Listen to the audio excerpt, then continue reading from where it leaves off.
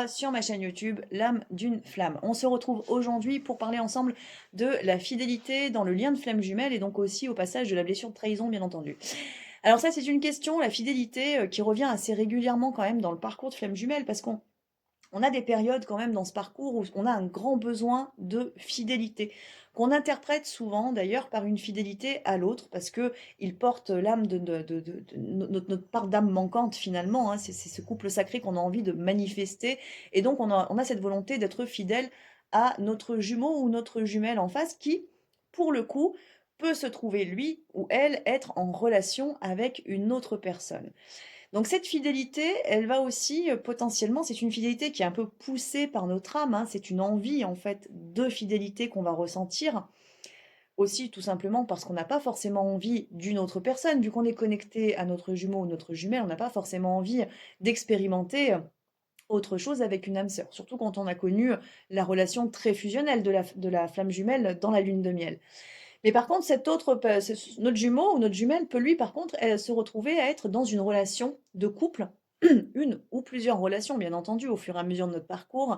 Parfois, certains jumeaux ont plusieurs relations à la suite. D'autres vont rester, mariés très longtemps, par exemple, ou dans une relation, ou passer de relation longue en relation longue, pendant que la jumelle, elle, reste un petit peu, entre guillemets, «de côté» dans sa fidélité, ce qui va venir fortement activer la blessure de trahison et la blessure d'injustice. Donc c'est 2 blessures qu'on a tous besoin fortement de travailler. Alors pourquoi fortement?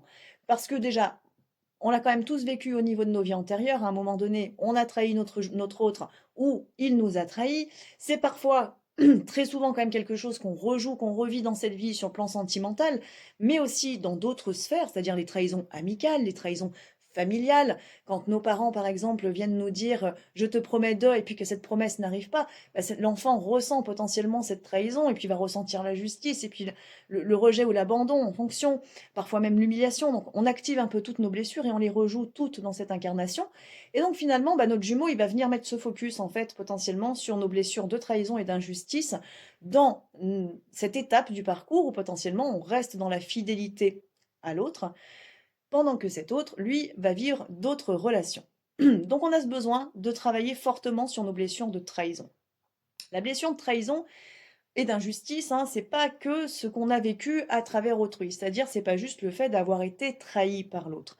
C'est aussi, et c'est surtout ça qu'il faut aller travailler, c'est le fait de se trahir soi-même.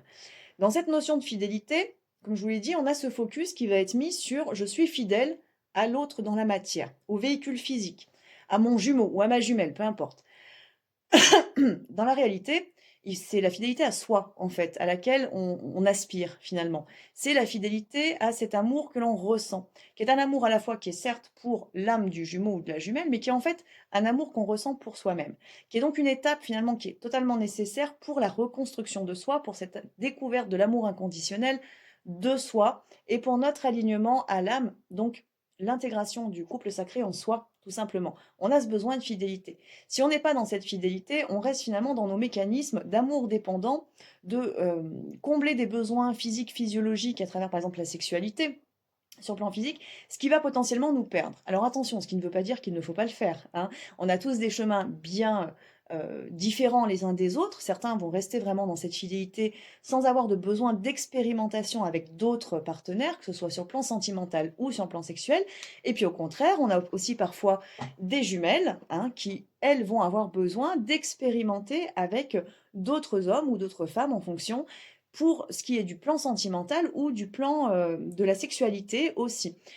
C'est des choses, c'est des expérimentations qu'on peut être amené à faire, et ça, en général, quand ça doit se présenter dans notre parcours, bah, en fait, c'est fluide. C'est-à-dire que vous rencontrez une personne et là, en fait, c'est fluide. Il y a pas de doute, il y a pas de peur, il y a pas de crainte de pas être fidèle à l'autre. Il y a aucun rien de tout ça, en fait. C'est quelque chose qui est aligné à votre âme. Vous devez le vivre pour expérimenter, pour comprendre quelque chose que vous ne pouvez peut-être pas comprendre dans la phase de séparation avec votre jumeau. Parce que parfois, quand on ne peut pas vivre certains miroirs avec le jumeau, on va aller les vivre avec d'autres personnes. Alors ça se passe sur le plan amical, ça se passe sur le plan familial, ça peut aussi se passer sur le plan professionnel d'ailleurs, mais ça va aussi se jouer dans la relation sentimentale qu'on peut avoir avec une âme sœur, une âme jumelle ou une âme karmique, peu importe. Le tout, c'est qu'en fait, ça va nous apporter une expérimentation, une expérience qui va nous permettre de grandir ou de guérir, d'activer quelque chose en nous qu'on n'arrive peut-être pas à activer en restant dans notre petite bulle, entre guillemets, de fidélité. Donc cette fidélité, c'est une étape du parcours parce qu'on y est tous poussés à un moment donné à aller vers cette fidélité. C'est pas une fidélité qui doit être une fidélité à l'autre. Elle l'est pendant un temps parce que notre mental va l'interpréter de cette manière-là, c'est-à-dire j'ai besoin d'être fidèle à mon autre parce qu'il y a le lien, alors qu'en fait, c'est pas cette fidélité-là qu'on doit manifester, c'est en fait la fidélité à nous-mêmes, ce qui va nous permettre justement de travailler cette fameuse trahison envers soi, c'est-à-dire je m'écoute, j'écoute ce qui vibre en moi. Est-ce que ça vibre? Est-ce que je dois dire oui? Est-ce que je dois dire non? C'est la blessure de trahison qui va nous amener à prendre potentiellement de mauvaises décisions, parce qu'on va pas s'écouter en fait, tout simplement. On va peut-être agir sur nos schémas karmiques, ou on va peut-être agir en faisant plaisir à autrui, du coup, en étant dans une forme de sacrifice. Et à chaque fois qu'on va faire ça, on vient alimenter notre propre blessure de trahison, la trahison envers soi. Donc en fait, ce qu'on doit travailler potentiellement dans cette notion de fidélité, c'est je m'écoute, c'est je suis fidèle à ce que je ressens, je suis fidèle peut-être à une croyance éventuellement, je suis fidèle à ma famille éventuellement, j'ai des valeurs, j'ai des choses comme ça. Donc c'est des choses qui sont humaines, mais qui peuvent être totalement en alignement aussi avec votre âme. Et donc c'est de cette manière que vous allez sortir de la trahison envers vous et donc résoudre votre blessure de trahison qui ne s'activera plus du coup dans la relation avec votre autre. Ce qui veut dire que votre autre, vous pouvez être tout à fait célibataire, être bien en étant seul, sans avoir de besoin, ou même d'envie d'ailleurs d'un autre partenaire, mais ne pas pour autant être dans l'attente de votre autre. C'est-à-dire qu'il peut aussi tout à fait vivre une relation avec une autre partenaire sans que ça vous atteigne. Et donc ça va aussi nous faire travailler l'injustice en fait. Parce que quand on est dans l'étape de fidélité, bah, à un moment donné, on ressent tous cette notion d'injustice. Ouais, mais pourquoi lui, il peut vivre et pas moi? C'est souvent des choses que j'entends en consultation. Et en fait, c'est pas tellement que l'autre, il peut vivre et pas nous. C'est pas ça, en fait. C'est la manière dont on va se positionner, nous, dans la relation, dans cette notion de fidélité, dans notre compréhension de la fidélité, en fait, parce que ça nous est insufflé par notre âme pour notre propre éveil et qu'on en a souvent une mauvaise compréhension, en fait, sur le plan mental. C'est ça qui va nous amener à vivre l'injustice et à ressentir une très forte injustice dans le lien. Alors que potentiellement, en fait, vous pouvez tout à fait être en parcours de flamme jumelle, être connecté avec l'âme de votre jumeau, faire tout votre parcours tout en ayant un partenaire à vos côtés ou en ayant plusieurs sans que ça impacte directement en fait le lien, c'est-à-dire dans sa finalité, c'est-à-dire que vous ne puissiez pas vous unir parce que vous avez vécu d'autres relations. En fait, ça ne change pas le parcours en lui-même, c'est simplement des expérimentations qui sont nécessaires ou pas en fonction de nos envies. Et plus on va arriver forcément sur la fin de parcours, plus les portes vont s'ouvrir parce que chacun a son chemin dans cette relation, dans le parcours de flamme jumelle. Le jumeau a son chemin à vivre, a son libre arbitre aussi qui doit s'activer et qu'on doit laisser aussi s'activer parce qu'on ne peut pas être dans la volonté de posséder le jumeau sans qu'il nous choisisse en fait. Il va falloir à un moment donné qu'il vous choisisse ce jumeau. Donc il faut qu'il soit libre de faire ce choix et donc non soumis à l'influence d'autrui, ni même à l'influence de sa propre jumelle qui est très souvent dans cette volonté accrue d'avoir son jumeau avec elle, bien entendu. Et ça nous tient pendant très longtemps quand même à cette énergie-là. Et c'est naturel, donc il n'y a pas du tout de jugement à avoir par rapport à ça. Mais à un moment donné, voilà, vous sortez en fait de tout ça, vous êtes dans l'amour inconditionnel de vous-même, et c'est là que vous pouvez éventuellement faire le choix de dire à l'univers, bah, j'ai envie aujourd'hui, mon jumeau n'étant pas là, j'ai envie de rencontrer quelqu'un qui va me correspondre et qui va vibrer sur une fréquence identique. Et l'univers vous proposera à ce moment-là de rencontrer très souvent une âme jumelle, du coup, qui va vous correspondre, qui sera aussi sur un parcours d'éveil et qui va laisser le temps aussi à votre jumeau éventuellement de faire son chemin. Et quand on est dans cette étape d'amour inconditionnel, ben, il n'y a pas de conditions justement, donc on n'est plus dans une notion d'engagement total, de dire bah, j'ai rencontré mon âme jumelle, donc je passerai ma vie avec. Non, si les choses doivent s'arrêter à un moment donné, ben, en fait ça se fera de manière très naturelle. Donc on sort de beaucoup en fait d'aspects qu'on porte sur le plan humain quand on vibre dans l'amour dépendant, hein. Et tant qu'on est dedans, ben, on a du mal en fait à percevoir les choses sur le plan de l'amour inconditionnel, donc de l'amour de l'âme. Donc finalement, cette fidélité, c'est pas qu'elle est nécessaire en fait dans le parcours, elle est pas du tout obligatoire. On y est très souvent poussé. Certaines, ou certains, y sont poussés pendant plusieurs mois, d'autres, ça dure quelques semaines, d'autres, ça va durer plusieurs années. Mais à un moment donné, en fait, c'est aussi notre libre arbitre, c'est notre choix qu'on a tous à faire à un moment donné, de savoir comment est-ce qu'on veut se positionner et qu'est-ce qu'on a envie de vivre. Parce qu'on est aussi quand même dans la notion, dans la flamme jumelle, il y a une grande notion, contrairement à ce qui est parfois dit dans certaines vidéos ou dans certains courants, de la flamme jumelle, on est poussé vers la liberté en fait, hein. C'est retrouver sa liberté, c'est retrouver la pleine conscience d'incarner l'amour sacré sur terre. Et cet amour sacré, il passe de manière individuelle ou il passe au sein d'un couple, couple sacré qu'on peut créer avec notre jumeau ou couple sacré d'une certaine manière, entre guillemets dans le sacré, pour bien faire la différence, qu'on peut créer avec une autre personne éventuellement s'il y avait, conflit, d'ego entre guillemets sur le plan humain avec l'âme de votre jumeau. C'est-à-dire que le parcours est ralenti de son côté pour différentes raisons. On a tous des schémas karmiques différents, donc il faut bien, faire attention et éviter de se comparer avec d'autres relations parce qu'il n'y a pas une seule relation de flamme jumelle qui va fonctionner de la même manière qu'une autre. Même si on a tous des grandes lignes qu'on va tous travailler, hein, comme les 5 blessures de l'âme, les schémas de séparation, l'acceptation, la pleine conscience, l'éveil spirituel, c'est des choses qui sont communes à toutes les flammes jumelles, ok, mais on a tous des bases, des valises qui sont entre guillemets différentes, et donc des défis aussi dans l'incarnation qui sont complètement différents. Donc il faut jamais, on peut pas comparer deux relations de flammes jumelles l'une avec l'autre, c'est toujours des choses qui sont très différentes. On a tous un fonctionnement et un rythme aussi qui est totalement différent, et ça, il faut bien en tenir compte.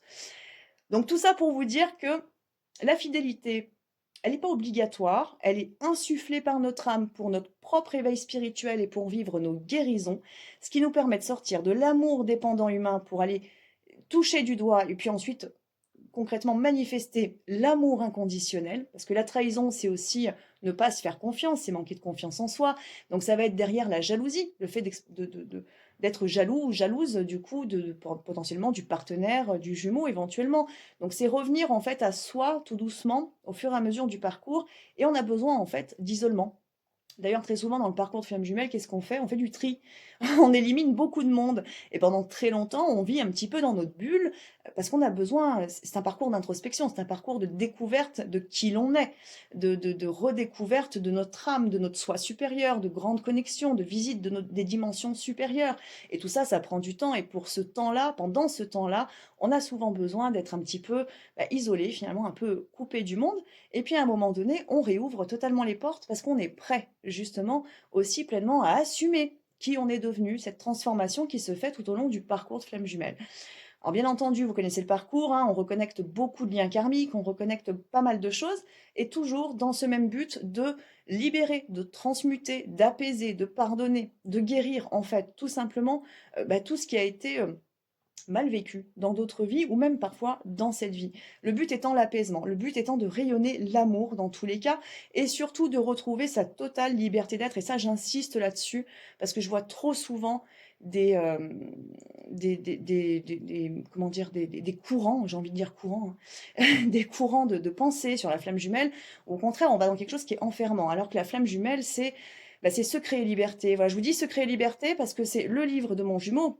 D'ailleurs, si vous ne le connaissez pas, je vous invite éventuellement à me contacter si vous voulez vous le procurer. C'est le livre de mon jumeau et c'est aussi le séminaire que j'ai créé l'année dernière. C'est se créer liberté en fait. C'est retrouver une totale liberté d'être. C'est pas s'enfermer dans une croyance qui est limitante, c'est au contraire ouvrir les portes finalement à la libération de votre être véritable. C'est ça la flamme jumelle. C'est rayonner un amour divin, un amour inconditionnel, qui n'est pas dans une dimension de croyances religieuses ou sectaires, comme parfois on peut l'entendre. Enfin, ça n'a rien à voir avec tout ça. Il n'y a pas d'obligation dans un parcours de flamme jumelle. Il y a des propositions qui sont faites tout au long de votre parcours pour comprendre vos schémas karmiques. Et c'est en comprenant vos schémas karmiques que vous allez pouvoir vous éveiller en fait et retrouver cette connexion à votre soi supérieur et donc à la source. C'est aussi ce qui nous manque, hein. La flamme jumelle, c'est aussi cette séparation de la source, c'est-à-dire de notre âme jusqu'au plan incarné, le plan humain. Donc c'est ça en fait la flamme jumelle. C'est pas juste j'ai rencontré l'homme de ma vie et donc je me dois d'être fidèle parce que là on bascule dans le sacrifice et parfois certaines personnes en effet se trompent entre guillemets, hein, c'est-à-dire pensent être dans un parcours de flamme jumelle et ne le sont pas et vivent dans des choses qui sont totalement négatives et toxiques. Donc c'est pour ça il faut bien faire la différence. La flamme jumelle vous pousse vers la liberté, vers votre libre arbitre, retrouver une pleine conscience total d'être et d'incarner un amour sacré.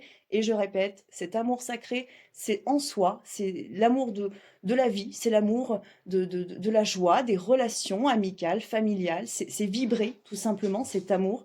C'est aussi votre mission de vie, bien entendu, pour ceux qui ont une mission de vie très précise dans des domaines notamment d'accompagnement, d'aide ou d'éveil ou de transformation au niveau de la société, parce que certaines personnes sont bien placées pour amener des transformations qui se font sur le moyen terme et non pas sur le court terme. Malheureusement, on aimerait tous que ça se passe très rapidement, la transformation, mais ça se fait toujours sur du moyen, voire long terme. Et puis, c'est aussi, en dernier point, en effet, de rayonner un amour sacré au sein d'une relation qui va permettre de transformer la vision que l'on peut avoir, en effet, de l'amour dépendant humain qui possède, qui enferme, où on met des masques pour être à la hauteur de l'autre, où on va tout faire pour, comment dire, pour activer le désir, pour être aimé finalement. Et en fait, la flamme jumelle, c'est l'inverse. C'est s'aimer soi d'abord pour que l'autre puisse nous découvrir et nous aimer tel que l'on est. Donc c'est s'accepter tel que l'on est, c'est accepter l'autre tel qu'il est aussi. C'est ça la flamme jumelle. Et j'avais aujourd'hui envie de vous le transmettre justement dans cette vidéo où je vous parle de la fidélité, parce qu'on y passe tous, et ça active quand même pas mal de choses aussi, cette étape de fidélité. Donc voilà, j'ai peut-être pas tout dit sur la fidélité, mais il y a pas mal aussi de mes collègues qui vous ont fait des vidéos là-dessus. Donc voilà, prenez un petit peu ce qui vibre en vous et puis surtout, surtout, ne vous laissez pas influencer, ça, c'est hyper important. Voilà, je vous souhaite à tous et à toutes une très très belle soirée, une très belle journée, une très belle semaine et puis je vous dis à très vite pour une prochaine vidéo. À bientôt.